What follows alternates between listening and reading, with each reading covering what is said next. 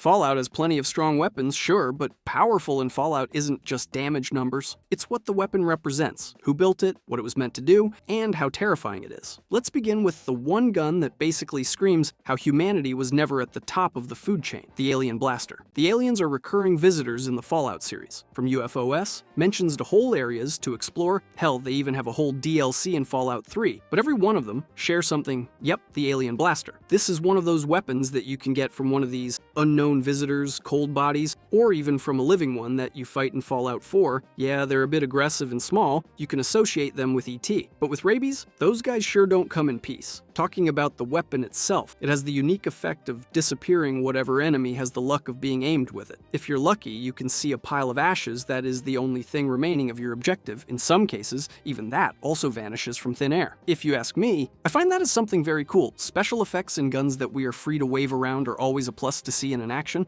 but not only that, yeah, we aren't finished yet. It has the ability to one-shot almost everything in the game except the final boss. Why do you ask? Well, that's because if you get lucky with a critical in the eyes, you do massive damage that only a big boss can survive. Hell, even if you don't get it, you can two-shot everything with this. You don't have to gamble on every shot just to see if you get a crit. You basically have the dev weapon in your hand. Don't forget the ammo too. It is as limited as the gun is powerful. Now, vanishing things is fun, but have you wondered what it is like to get fried up with plasma? Yeah, me neither, but here we are. Turbo Plasma Rifle. Directly from Fallout 1, the Turbo Plasma Rifle is as iconic as dangerous for some fans of the hardcore beginnings of the saga. First of all, this is a direct upgrade of a base weapon, as the name suggests, a plasma rifle. Now don't get it wrong, being an upgrade doesn't make this weapon just a better number with a different skin rifle. It gets way beyond that. This weapon fires superheated bolts of plasma just like the name says. The bolts are formed in the plasma chamber and then shot through an electromagnetic barrel. Yeah, that's much tech, but we still have another part of the name, remember? And we haven't even started on that yet. Everything that we explained may sound interesting to some,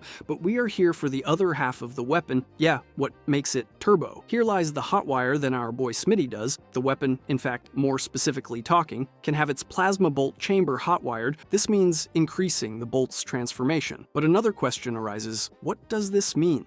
Well, in simple terms, way more dangerous output for whatever we are trying to kill, and much more fun. Even with the ramping bolts that can reach a near speed that surpass the sound itself, the result is kind of obvious. Achieving an increased fire rate means more shots that at the same time means that this weapon has a very high damage per shot and a lot more shots incoming. A complete abuse for those old times in F1 and F2. As a curious note, this is only being surpassed by the alien blaster in Fallout 1, but that weapon was a close range one, meaning that the plasma rifle can be used from a more safe location, exposing yourself less to the danger of the world and annihilating your enemies in a safe and cozy distance. Not that I personally prefer the long-range approach, to be honest. Yeah, we have two different, but at the same time similar weapons in terms of quality and power. So which one is the real contender here? Alien versus plasma. Ancient debate. The eternal versus that has begun in those old forums that the internet slowly came to form when Fallout 1 was launched. And the question is, and probably will ever be, which is better? Opinions clash every time. Some say that the turbo plasma rifle is way more powerful and dangerous with the long range and the extremely high fire rate. Others, like myself, are more of the vanishing things from existence team with the alien blaster. These two are very different weapons, but the community has confronted one with the other all the time, often appealing to their strong, unique qualities, so you can argue in a lot of ways. For starters, due to endgame bosses that have electric resistances, it automatically makes the destruction beam less appealing. In this case, it's true that the alien blaster can be worse, but wait, it's not like we have talked about all the enemies. What about them? Due to the ridiculous high damage, it is still a very solid weapon overall. Yeah, we can stick to details. For example, even though it has a smaller mag and way less range, we often forget that alien and everything,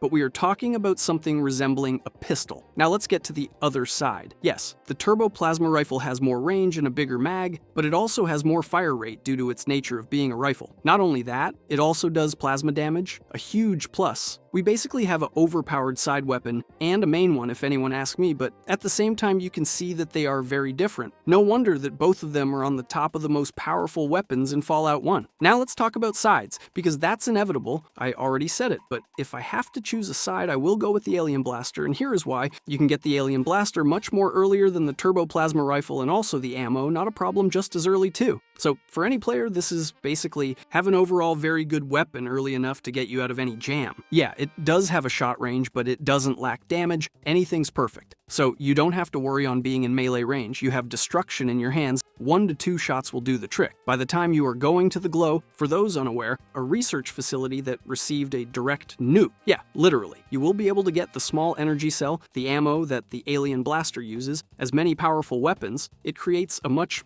bigger sense of security, and you don't have to worry about running out of it. Well, you could if you try, but only if you are missing a lot of the shots. And I mean a lot. Remember that these ammo are finite. Still, not everything is bad news, as here we also can find in a locker the Hail Mary of the long range that we have been talking about. Yeah, that's right. You will find the plasma rifle, the one and only you need, so Miles can hotwire it. So, do you see it now? One weapon can easily help you get to the other. With a rifle in your hands, you can turn it into the turbo plasma rifle, but for him to do that, you need to complete the Fix the Hydroponic Farms in Addendum, where you need to defeat Deathclaws. Yeah, I'll pass on that. The parts you need for this to fix the farm is in a Deathclaw-infested warehouse. Yeah, like I say, you'll pass on that. Oh boy, if I only had a choice. With that said, if I had to choose a side, again I know, but the blaster will be my to-go weapon. I know that having less mag capacity and fire rate doesn't mean it is worse, especially when the other weapon is available after you complete a horrible quest. Yeah, that's up to you in my opinion. Maybe everything will be easier using the alien blaster to complete the quest. Who knows? That depends on how much of a masochist you are. We know that the wasteland inhabitants aren't a big fan of those, but we are as we commonly use them in the adventures through the different entries. Care to take a guess? Nukes. Following the funny visuals and explosions, here is without a doubt one of the most famous weapons in the saga,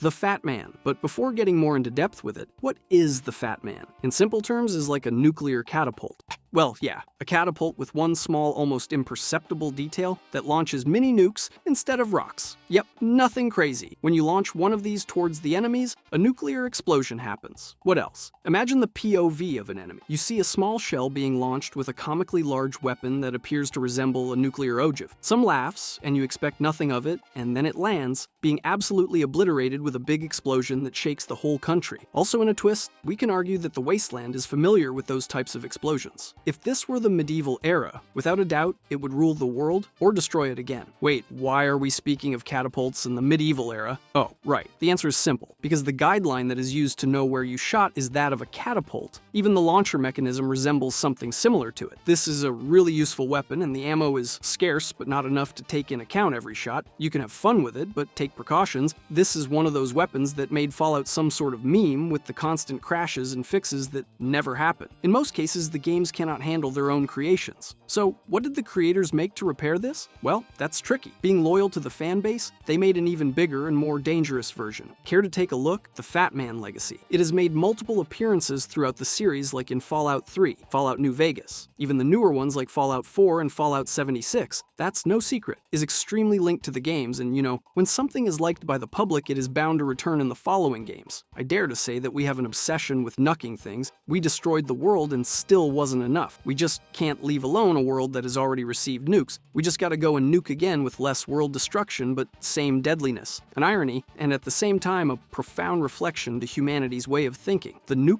Fat Man left an impression on the players, one that they have to carry for every game on the saga that isn't bad or anything, that left us a good chunk of new weapons inspired in it, every one more deadly than the other, so let's dig in. First of all, a question. Are the new versions always better? The answer to that is not that easy, but we can expand on that. For starters, the Nuke launcher is a better Fat Man, it's kinda obvious. Is a direct improvement, not exactly a new variation. Not only this is an upgraded version of it, talking numbers is statistically in Fallout 4 the third most powerful weapon of this class, being only outclassed by the Fat Man with the MIRV launcher mod and the Big Boy. The far bigger leagues, to be fair. If it's the same as the Fat Man but better, why isn't it called Fat Man 2? Questions, and no answers. It has to have something original, okay? Not every weapon is a direct successor or deserves to be named 2. Some are looking to be upgrades or another whole thing, but the most correct reason is far more simple. No, because they don't want to and I don't make the names, but if we talk about it, I believe it is better just because you can say I shot the Fat Man on an enemy. That is pretty funny just by the pure name. Okay, now let's get serious. If one nuke is cool, an improved nuke launcher is better, what else is to be improved? Oh boy, you're in for a surprise. MIRV mod.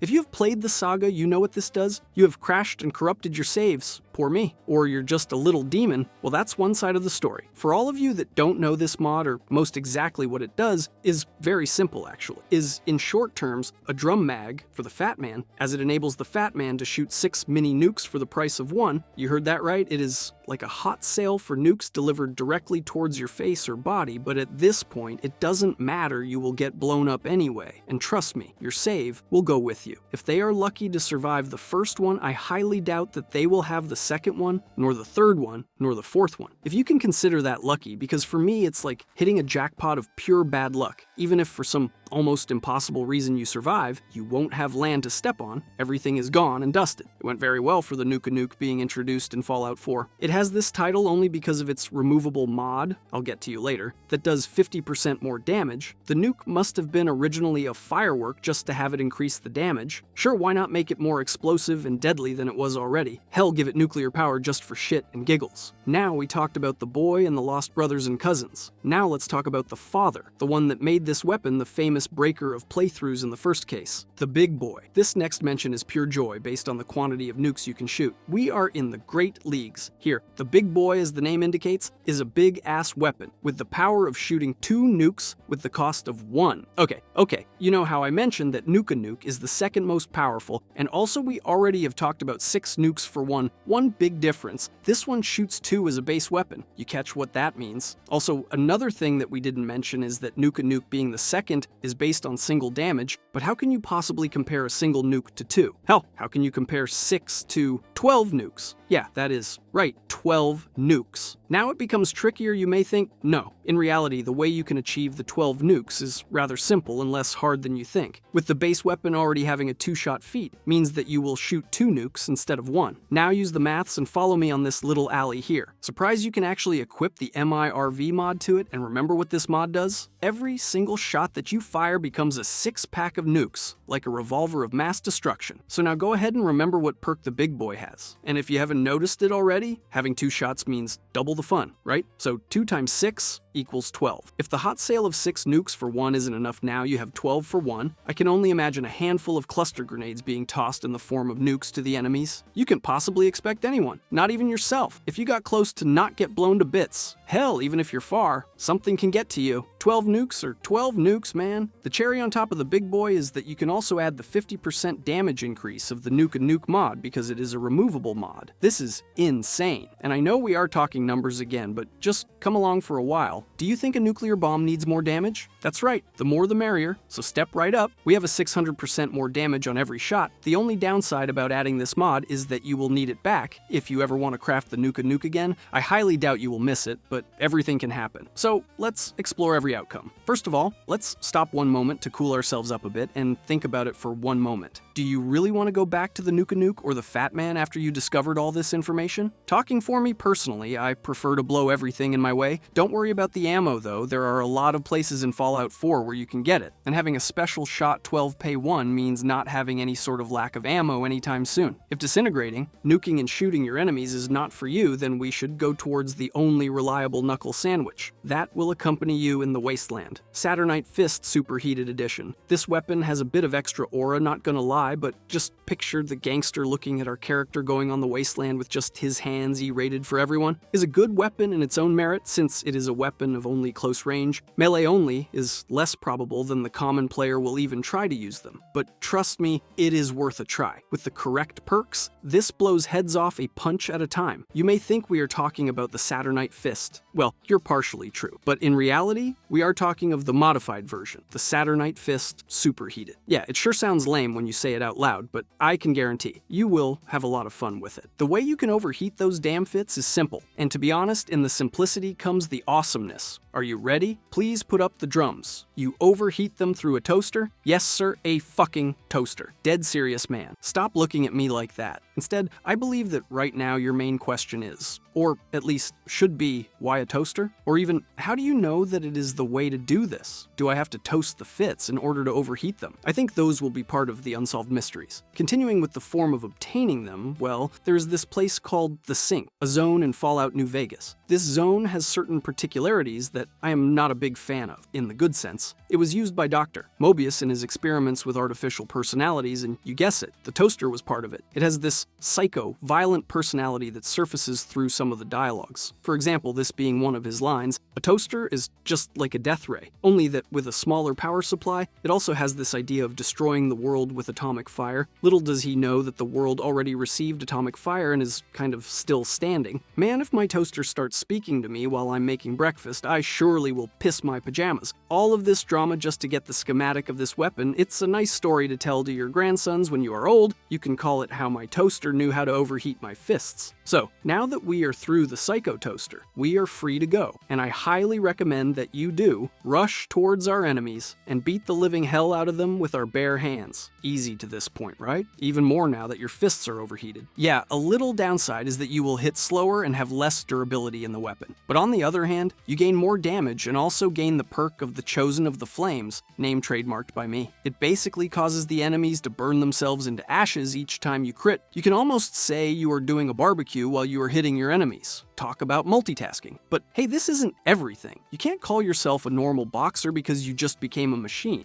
Yeah, I know that one that is really powerful, like a red-hot jackhammer doing face reconstructions to everything in your way, but still nothing is complete in the melee approach without some good perks. If this is not enough with the right perks, you can go beast with the damage you are doing. Man, that got me excited. The melee weapons aren't exactly my alley, but that doesn't mean that they're not fun. Now, superheating brass knuckles can sound fun, but you know what else is too. Making your own weapons and proving that they are efficient, or at least get one that someone else did. Dart gun, do it yourself. This one might not be as powerful, but trust me, on its own merits, it is. We have been talking in really big terms, with weaponry that have the capabilities of disintegrating your enemies, nuking them, shooting them into oblivion, or giving them a solid beat-up, but the overall utility that provides makeup for everything. Every weapon has a way of being useful, and also, not everyone is created with a big explosion in mind. So bear with me here. If you are trying to be more like a ninja, that means being silent, extremely sneaky, highly lethal, and enter/exit a zone while slowing down the enemies or even passing through them without ever being detected. Yeah, you hit. This is a gun after all, but it is way less lethal. You have given yourself the right option, but also looking funny because this weapon looks like it was taken out of a do-it-yourself video. So the dart gun, it has a few tricks under the sleeves, but let's be honest with this one. The main gimmick is slowing down enemies such as ghouls, super mutants, yaoguai, and aliens, whatever you fancy meeting in the wasteland. I don't know how exactly this affects aliens, but it does so enjoy slowing down ET with rabies. You can slow them down via darts. Well, that's kind of obvious. This thing fires darts that contain rad scorpion poison. It naturally slows down. Wait, haven't you been infected with the rad scorpion sting before? Well, the same thing, but in your pocket. In general, it affects all types of enemies that can have poison flowing through them. Well, just in case I have to say, and I know it sounds obvious, but don't shoot this to a robot. They will not be affected by the poison. Seriously, why would you shoot this to a robot? This is very useful because there are some enemies out there that we don't like to get close to us. Yeah, I'm talking to you, Deathclaw. Slowing this beast down and getting time to empty my full magazine on it, well, not gonna lie. It is quite satisfying to do and at the same time is less stressful. Now, let me explain why this is called, at least by me, the do-it-yourself gun. To be fair, it is easy and not misleading because that is what it is. You are able to find the schematic for this one on one of the many power stations in the Capital Wasteland in Fallout 3. The schematic is found next to a skeleton of an engineer. Can I get a drum roll? Now that the suspense is over the materials, what you need to craft this weapon is kind of obvious. The first one being a radscopian poison gland. Next on the list is a surgical tubing. And for the last pair, the paint gun and a toy car, well, the radscorpion one can be a bit hard to find. Fair is fair. For all those extra things, well, I have found them in my garage. Are you kidding me? I laughed very hard when I saw that. It is a very improvised weapon, but it sure does help a lot. So props to that forgotten engineer that gave me a hand. Sadly, he didn't make it. Now, talking about geniuses, let's talk about a certain line of weaponry that appeared in the last entry of Fallout but began much before. Care to guess which one? Gauss series. As the name indicates, the story is a bit brief with these ones. The only weapon available to us was the Gauss rifle until Fallout 76, where they introduced the other weapons of the series being the pistol, shotgun, and minigun.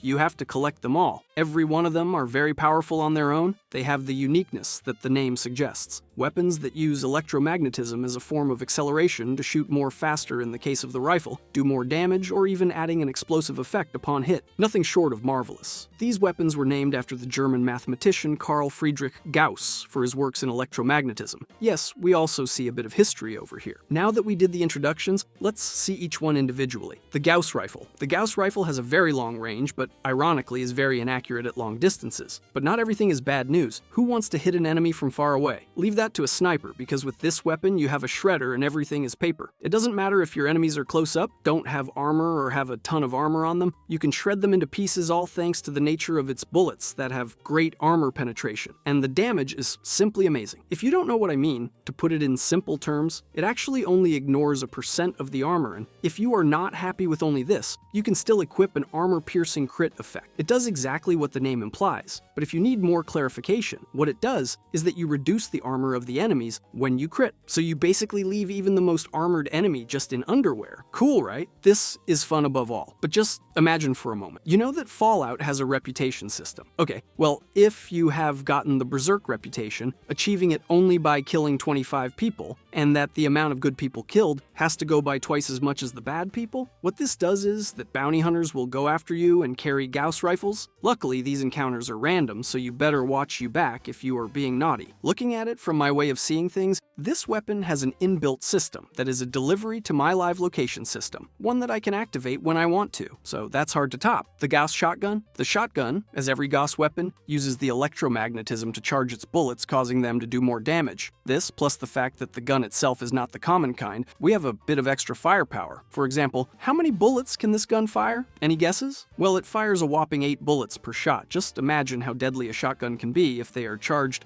Oh man, I can't imagine it. But can live the experience, so get one right away and start the field test. With this, you have around 2 playstyles to choose from, in my opinion. The usage of charged shots, the innovation, and I hope that the reason you got this weapon, the other side, is, well, kinda weird. This second playstyle is like the other way around of a coin. Don't use them. Choose this only, and I really mean it. Only if you are the weirdo that wants to play it like a sniper rifle, to be fair, is not exactly bad, but far from being optimal, because it is a shotgun. Why do you want to use it at long range anyway? So now let's get to the playstyles that were just mentioned. The fun one, where you can just go hitting everything with the charge shots and do a hell load of damage, then the other way around, you can just not charge the shot and just fire it as it is. With this playstyle, you will still do a lot of damage, and with the right perks, you won't ever need to use the charge shots. Yes, you will be doing less damage, but who needs it when you still one-shot or two-shot everything? Imagine yourself as Rambo, or in modern days as John Wick, rushing toward the enemies and desubscribing them from life, the Gauss minigun. Continuing with this series, we have the minigun, and yes, oh boy, you heard right. A minigun with electromagnetism accelerating, shoots like lighting beams as it is. Now imagine the overcharge of the electromagnetism. It shoots and shoots really well. Again, you hear that right? A minigun with accelerating shots. And if that is not enough, it also has explosion effect upon impact. I don't think there is someone capable of surviving this kind of weapon. My playstyles goes really well with this weapon when I am over Appalachia, so maybe it's a bit overhyped, but this does not end here. Let's not forget the fact about weapons that can be upgraded further to do more damage. We are on the other side, and even compared to other miniguns in the game, the Gauss minigun has increased damage, accuracy, and has nearly twice the size of the mag, just so you can keep shooting the enemies for more time. Nearly no contest here. Another kind of strange detail that surrounds this weapon, and it's not exactly great, is the fact that the visual effects are, in simple words, a bug starter. If you thought that firing 12 nukes crashed the game, well, you're right on the money, but we are talking about the minigun here. The visual effects that are in display while you are shooting the minigun are capable of bugging the game because it happens to be more of a flamethrower than a minigun, completely obliterating the graphics from time to time. Yes, even with all the fixes. It simply cannot be easily handled. To add to this, as if it wasn't enough, each bullet has an additional explosive effect. Just imagine it. Wait, just by saying this, I think my PC is crashing. Despite the downside that means bugging your game, it has fun visuals and a ton of damage. This, in the same pack, equals a weapon that is a lot of fun to use if you are a maniac or just enjoy spreading hell all over the wasteland. And to end the series, the last of the family can be the most dangerous in some worlds, the Gauss pistol. Last but not least, the Gauss pistol. This one may only be seen as a pistol that shoots faster, and that's it, just a pistol. But you cannot be more deceived by the appearance. In my book, this is the lifesaver sandwich that you eat at 2 a.m. in the morning. Simple but great. The one that got your back when everything seems lost, or just is there to take you out of a jam and to the good old vault, the good old Betsy, a one-handed pistol just like the others in this series. As everything in this family, it uses electromagnetism to shoot at high speeds. Yeah, that is obvious by now. And you already know the drill, so not much needed here. If you compare all of the weapons in this series with one another, you can think that the Gauss pistol is simple and has nothing appealing, but never doubt the most simple weapon with the right upgrades, and in solid hands it can be very deadly on its own. This is one of the weapons that I always have with me exploring the overworld. Simple but effective, don't take much to keep going, and above all, trustworthy. So not much to say than try it. You can call the Gauss series the new limit for power creep, because they are on top of their class, and no mere weapon can compete in what they can do. Talking about the games where you can get them, we already touched the topic before, but let me say that in Fallout 4 and 76, only the rifle spawns normally in the world, and others can be purchased by different vendors around the world. Yeah, something that the engineering did right, and also helps us improve the survivability. Count me in. Now let's talk about something rather iconic, the menace for one of the most dangerous weapons in the game. Which game? Stick around and find out about it. Ratslayer. We already know that if something has a unique name, something special is brewing. In this case, the name is pretty descriptive, but a bit misleading in my opinion. Still an amazing weapon. The Ratslayer, or should I mean the Giant Slayer, are different to other weapons in various stations. Unlike the ones that were mentioned before, this weapon is a sniper rifle